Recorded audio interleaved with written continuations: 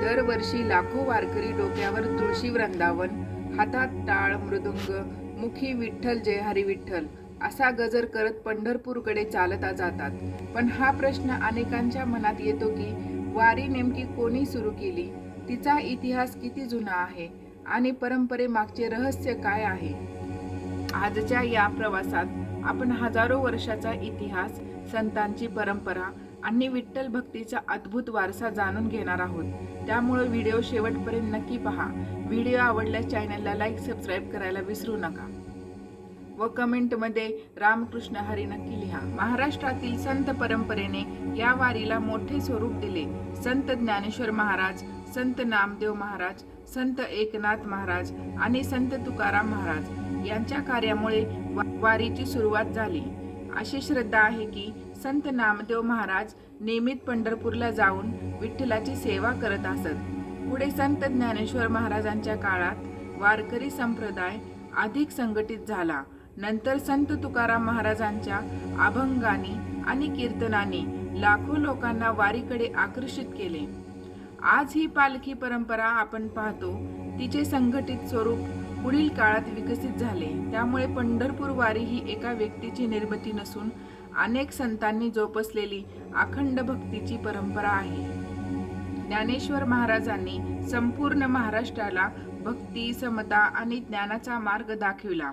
त्यांनी सर्वांना सांगितले की देवापर्यंत पोहोचण्यासाठी जात, पद किंवा संपत्तीची गरज नाही, शुद्ध मन आणि नामस्मरण पुरेसे आहे.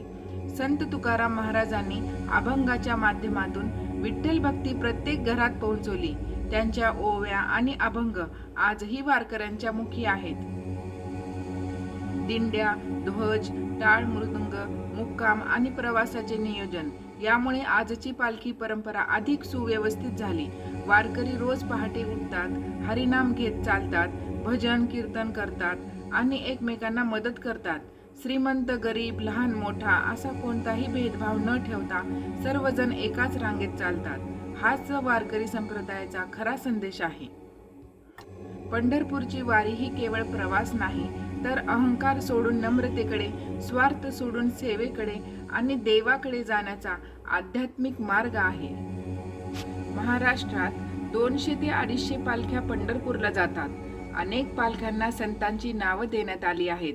पालख्याबरोबर 4 ते 5 लाख वारकरी पायी पंढरपूरला जातात. संत निवृत्तीनाथाचा पालखी सोहळा. संत ज्ञानेश्वर यांचे मोठे बंधू संत निवृत्तीनाथ ते ज्ञानेश्वर महाराजांचे गुरु आहेत. त्यांनी नाशिकमधील त्र्यंबकेश्वर येथे समाधी घेतली. त्यांच्या समाधी मंदिरातून पालखी निघते. संत सोपान काका पालखी सोहळा. संत ज्ञानेश्वर यांचे लहान बंधू सोपानदेव यांनी सासवड जिल्हा पुणे येथे समाधी घेतली होती. त्यांच्या नावाने सासवड येथे समाधी मंदिरातून पालखी निघते. श्री संत मुक्ताई पालखी सोहळा. संत ज्ञानेश्वर यांची बहीण संत मुक्ताई जळगाव जिल्ह्यातील कोथळी येथे त्यांचे समाधीस्थळ आहे. त्या ठिकाणावरून संत मुक्ताई यांची पालखी निघते. या पालखीतील वारकरी तब्बल 560 किलोमीटरचा पायी प्रवास करतात. त्यासाठी त्यांना 33 दिवस लागतात. संत एकनाथाचा पालखी सोहळा. संत एकनाथांची पैठण येथे कर्मभूमी आहे. त्यांचे त्या ठिकाणी मंदिर आहे. त्या मंदिरातून संत एकनाथ यांची पालखी निघते. श्री संत गजानन महाराज यांची पालखी. शेगावचे संत गजानन महाराजांचा पालखी सोहळा विदर्भातून निघतो. सलग 31 दिवस पायी वाटचाल करत गजानन महाराजांची पालखी पंढरपूरला येते. संत ज्ञानेश्वर यांची पालखी. श्री क्षेत्र आळंदी येथे संत ज्ञानेश्वर यांची समाधी. त्या ठिकाणावरून संत ज्ञानेश्वर महाराज यांची पालखी निघते.